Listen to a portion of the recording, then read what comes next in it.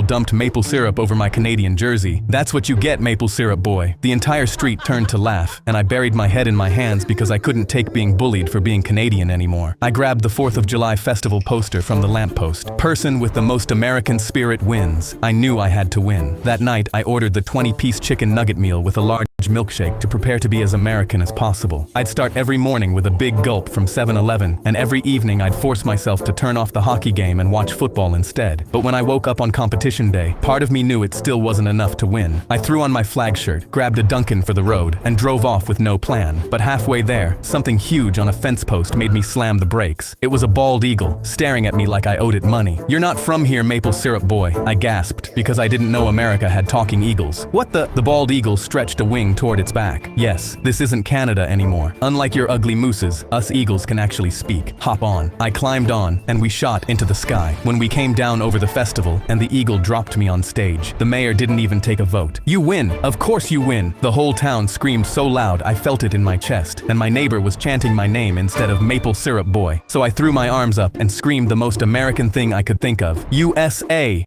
A kid. My dad walked into my room while I was mid-build in Minecraft and unplugged my computer. He showed me a text from my shop teacher saying I was failing. "You can't even pass the one class where you build things with your hands. No more computer until your grade comes up." When my history teacher assigned a project to build a 3D model of a famous landmark, my dad lit up. "Good. It's about time you put your hands on something real. You better come home with an A." He dropped me off at my partner's house that first night and watched me walk in, carrying a bag of cardboard and glue sticks. His mom met us at the door and said, "Table's cleared off. Get to work." My dad saw us sit down through the window and drove away smiling. We tried. My friend glued his fingers together twice, and our Colosseum looked like a shoebox someone stepped on. His mom went upstairs, and my friend looked at me and said, "Just build it in Minecraft." Within an hour, we had columns, arches, and an arena floor with tiered seating. We threw the cardboard in the trash that night. Every night after that, we went straight to the laptop. My dad would ask how it was going, and I'd tell him we were making real progress. He'd squeeze my shoulder and say, "That's my boy." One night, my friend's mom came outside and told him, "Your son won't stop until it's perfect. He's been pushing my boy the whole time." She wasn't wrong. She just didn't know what we were building. A few days before the deadline, my dad found the extra supplies he'd bought sitting untouched in my room. He thought I'd forgotten them. He drove to my friend's house and walked in carrying the bag with a smile on his face. We were on the couch with the laptop between us. No cardboard, no glue, no model, just Minecraft. His smile dropped. He looked at the screen, then at the bag in his hands. "I've been telling everyone how hard you've been working." He set the bag down. I don't know why I expected anything different. He didn't talk to me for the rest of the week. When presentation day rolled around, I walked into class with the laptop in my hands. My teacher stood at the front and announced, "All of your parents were invited to watch your presentations." I looked at the back row and saw my dad sitting with his arms crossed. I let out a deep breath. My friend and I walked to the front, and I turned the screen around. We built an exact replica of the Colosseum block by block. Every arch, every column, every seat in the arena. The room went quiet. My teacher looked at the screen for a long time and said, "This is the most creative project I've seen in years." She gave us an A. That night, my dad walked into my room and plugged the computer back in. He stood in the doorway for a second. "I'm sorry I doubted you. That's my boy." My dad walked into my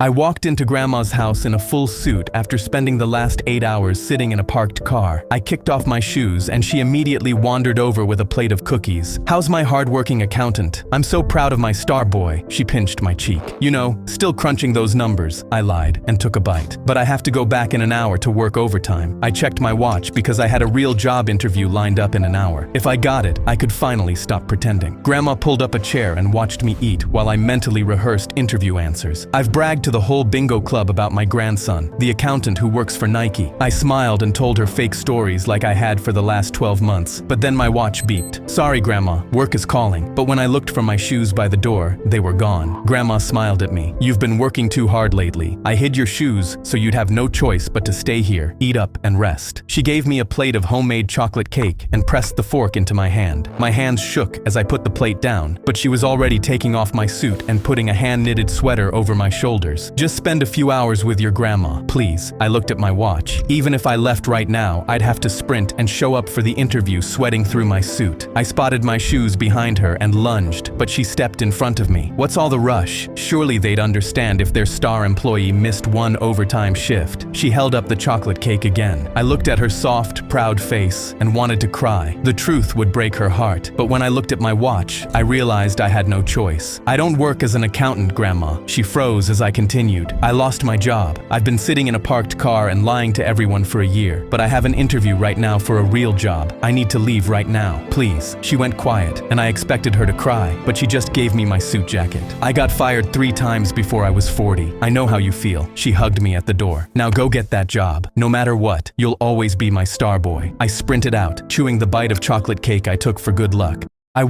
When I saw my mother with dementia had redecorated my childhood room, I knew something was very wrong. I drove up to check on her at her old house, and my room had 2 twin beds in it. I was an only child. She beamed at her work. Do you like it? I put clean sheets on for Danny too. Do you know when he's coming by? My car keys shook in my hand, because there has never been anybody in my family named Danny. I had to find out who my mother thought was sleeping in that bed. Mom, I'm an only child. She shook her head as she set the table. Don't start. You know he hates when you do that. She put a 3rd fork down and lined it up square with the edge of the mat. Tell your brother to come inside before it gets dark. My mother could not tell me what year it was and had called me by her dead brother's name twice on that phone that morning, but there was nothing foggy about how she said that. When she turned back to the stove to finish dinner, I snuck into the den and pulled her photo albums down off the shelf. There was no second boy in any of the pictures. When I got to my 7th birthday party, I saw 2 paper hats on the table in front of me, but the chair next to me was empty. The hair stood up on my arms, and I flipped back through every album, counting at least 50 photos where I was sitting next to an empty chair. I walked back into the kitchen, clutching an album. Mom, what happened to him? She stopped with the napkins in her hands and looked up. Nothing happened. You stopped playing with him. Both of my legs went out as it dawned on me. She didn't make him up. I did. He was the brother I wanted, wasn't he? She nodded. You wanted a brother so bad, and I couldn't give you one, so you brought Danny home yourself. I looked behind her and pictured the imaginary brother I made up when I was 4, the one her brain decided was real. Instead of breaking her heart, I told her about the time Danny fell out of the tree in the backyard at my 7th birthday party, and she laughed like she'd seen it herself.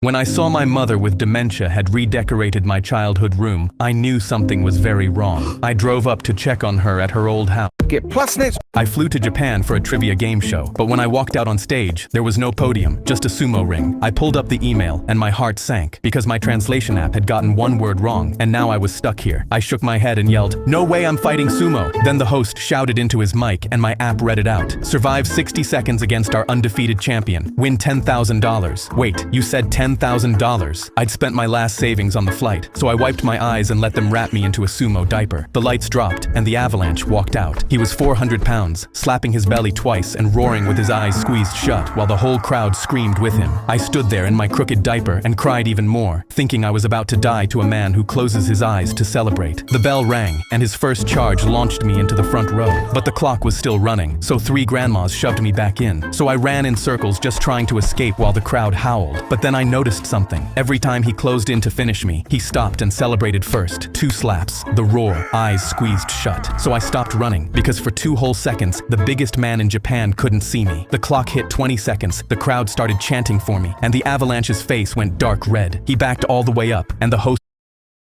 screamed, "Nobody has ever survived the final charge." My heart was slamming, because 1 second early, and he'd open his eyes and flatten me. He slapped his belly twice, roared with his eyes squeezed shut, and charged. I stepped sideways. 400 pounds of showboat thundered past me and out of the ring, one giant foot slamming into the clay. The buzzer sounded. The building went silent, and the host grabbed my arm and screamed, "Ring out!" The avalanche sat there blinking, because the only match he'd ever lost, he lost with his eyes closed. They handed me a giant check, so I typed, "Thank you for having me on my phone," but what my app said into the mic was, "I'll be back next week." The crowd went insane, and the host booked the rematch before I could type another word. Now I fight sumo wrestlers every Friday night, and I still don't know how to say no in Japanese. I flew to Japan for a trivia. I walked into class early and saw Elliot at Ms. Worley's desk. I was swinging from a tree branch, enjoying the breeze, when a rock hit my I walked into class early and saw Elliot at Ms. Worley's desk pouring something clear and sharp smelling into her water bottle. When he saw me, he slowly pulled his hoodie open so I could see the weapon on his hip. I sat down and stared at the board while other kids filed in and thought about what he would do if I opened my mouth. Ms. Worley walked in smiling. "Good morning, everyone." She reached for the bottle and my hand shot up. "Can I get a bathroom pass?" She sighed. "We just started. I really can't wait." She waved me out, but the only way to the office was past the window in the classroom door where Elliot would see me, so I went back inside and sat down. I had to warn her from inside the room somehow. Ms. Worley reached for the bottle again, so I knocked my entire binder off my desk. Papers flew everywhere and half the class turned around. She set the bottle down. "Everything okay back there?" I apologized and picked up my papers slowly. When I sat back up, Elliot was staring straight at me. I tore a small piece of paper out of my notebook and wrote with shaking hands, "Do not drink the water. Elliot poured something into it, and he has a weapon." I pressed it into the hand of the girl ahead of me. "Ms. Worley only. Don't make it obvious, please." She looked at my face and saw how scared I was. She waited until Ms. Worley walked past and slipped it to her low. Ms. Worley palmed it without stopping, and when she reached the front of the room, she glanced at it and froze. After a few moments, she picked up her phone. "Sorry, I have to take this call." Her voice was so steady, I almost didn't believe she had read it yet. She walked out, and the second the door shut, I watched Elliot's hand move to his bag. Then the fire alarm screamed, and Ms. Worley's voice came over the intercom. "Everyone out the back right now." We all ran out into the parking lot, and 30 seconds later, Elliot's voice came through the back doors. "Get off me! She deserved it!" The police brought him out in handcuffs and put him in a cop car as everyone watched. I finally took a breath. A detective sat me down on the curb, and after I told him everything I saw and did, he closed his notebook. "You saved her life today." I walked into class. I was swinging from a tree branch, enjoying the breeze, when a rock hit my hands and I slipped off. The neighbor's kid, Wharton, was smirking with a handful of stones. "If you want to climb trees like a monkey, I'll treat you like one." He hurled another rock and hit my jaw before I could react. I screamed, "Ow!" and instantly stood up, then started climbing the tree to protect myself because Wharton was 3 years older. He yelled, "Come down, monkey!" and his rocks kept hitting my legs. But when I reached the top, I was too high for him to hit me. I laughed, seeing every rock fall short, and Wharton's face got redder with each stone he missed. But then suddenly, he smiled. He dropped the rocks and ran away, and my stomach turned because I knew he was planning something. Just as I started climbing down, I saw Wharton come back with a chainsaw. He yanked the cord, and the blades immediately started spinning. "If you love the tree so much, you can come down with it." He started cutting the trunk before I could react, and I felt the whole tree start shaking under me as the blades whirred. I gripped the branches in fear because this was a 70-foot fall, and I screamed at Wharton to stop. He laughed, "You're about to crash, monkey," and pushed the blades deeper. The trunk cracked and started tilting while I was still holding onto the top leaves. There were no bushes to fall into, so I knew I was dead. But then I saw a tree just close enough to leap. So as my tree fell, I jumped. I flew through the air and smacked into the trunk, hugging it with everything I had. I looked down and saw Wharton clenching his jaw, angry I'd survived. But he was so focused on me, he forgot about the falling tree. He looked up and saw the entire thing crash on him with the loudest thud. I looked at his legs sticking out from underneath, his chainsaw still buzzing in the grass, and knew Wharton will never throw a stone at me again, or at anything, to be honest. I was swinging from a tree branch, enjoying the My nephew shoved my daughter to the ground and swung at the piñata that was set up for her 7th birthday. While she cried her eyes out, he calmly collected all the candy that fell out, ignoring all the adults cursing at him. His brand new white sneakers stepped over the smaller kids for the 4th year in a row, and he smoothed his fresh haircut like a trophy. My daughter pushed herself up off the grass and came to stand behind my leg while looking straight down. My hands were shaking with anger, but I reminded myself, he's just a kid. So I brought out the second piñata, the big gold one I'd built myself. But instead of candy, it was filled with something else, something that would teach him a lesson. We started singing Happy Birthday again, and my daughter stepped up with the little bat, but he ripped it out of her hands again. Move, you're too small, you'll miss. She turned to me for help, but I nodded to let him have it, because I knew it was only a matter of time before he regretted what he did to my daughter. He shoved his sleeves up, planted his feet, and wound up huge while every parent stared at me like I'd lost my mind. One mom leaned in and whispered, "Aren't you going to stop him?" But I knew something she didn't. He swung, clipped the corner, and the gold piñata jerked hard on the rope but held its shape. I breathed a sigh of relief, because my plan was only going to work if he swung again, and now he was finally going to learn his lesson. But suddenly, he tossed the bat in the grass and started to walk off, and my whole plan almost left with him, until one of the little kids giggled, "Ha ha, he couldn't do it!" And he immediately spun back around faster than the speed of sound. He snatched up the bat and snarled, "I could have cracked it already. I was just holding back." He reared back and swung with everything he had. had, and the bat punched clean through, splitting the whole thing open over his head. But there was never candy in there. I'd packed it with 8 pounds of flour and a bag of pink glitter, and it all came down at once over the fresh haircut, the collar, and those white sneakers he wouldn't stop bragging about. He stood there caked head to toe, spitting flour while every kid screamed laughing at the big cousin, and ran off screaming to his mom. The candy he'd hoarded all afternoon spilling out of his pockets into the flour. My daughter walked over, scooped a handful out of the flour, and held it up over her head like the trophy he thought it was. My nephew shoved my daughter to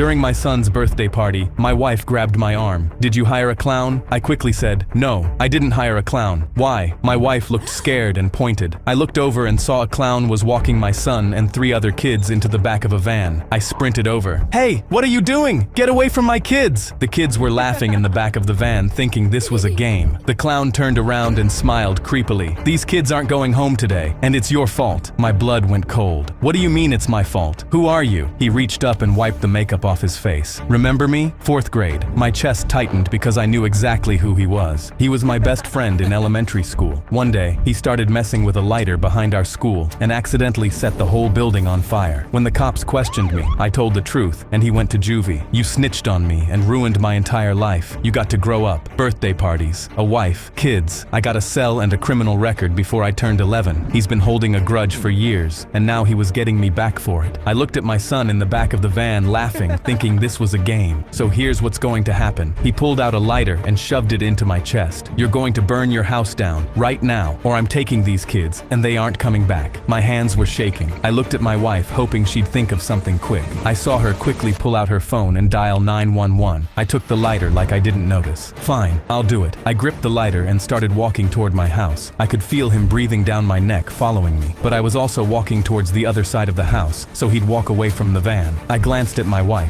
She nodded. The second he was far enough from the van, my wife and 2 friends sprinted to the van and grabbed every kid out. He heard the commotion and spun around. "What the?" Bang! I swung the lighter across his face as hard as I could. He stumbled back holding his cheek. Then we heard sirens coming down the street. He looked at the cop cars and tried to run, but his oversized clown shoes caught each other and he fell flat on his face. The cops cuffed him on my front lawn. The kids started clapping and cheering. "Best clown ever, Daddy." During my son's birthday